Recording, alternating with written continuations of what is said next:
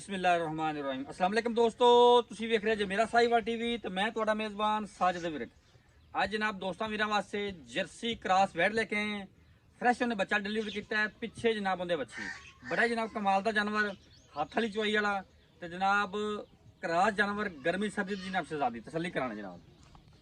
लो जी, सब तो पहले जनाब दोस्तों वीर ने जानवर की जनाब ओरिजिनल हाइट चेक कर लेनी। माशाल्लाह जनाब पूरी हाइट जर्सी आ गई दोस्तों वास्ते।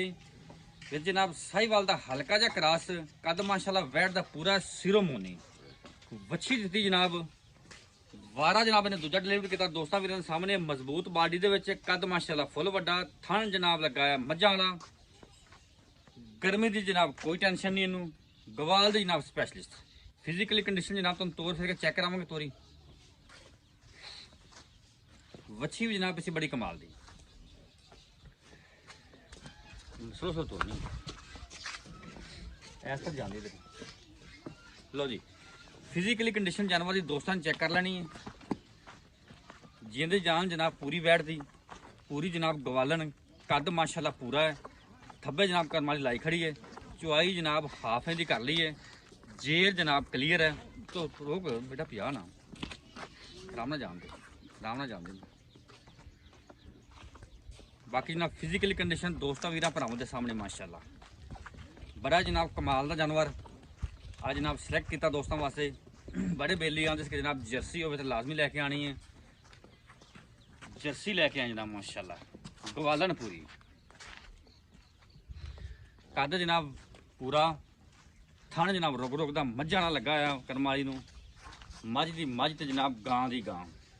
हवाना जनाब खूबसूरत कट वाला और जनाब साफ सुथरा है। चेक करो माशाल्लाह लंबाइयां चौड़ाइयां हवाना जी चेक करनी है माशाल्लाह जी।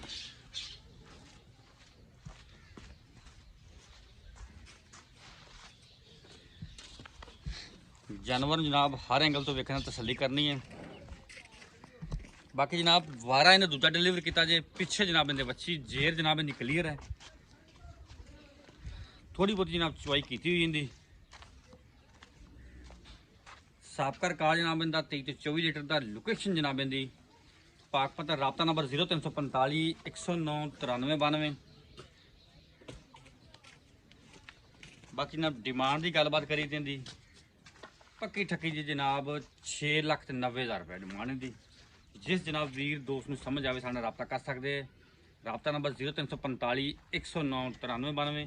6,00,000 जनाब 90,000 रुपये डिमांड। प्यार मुहब्बत कोई जनाब थोड़ा बहुत एवं होगा 19-20 का।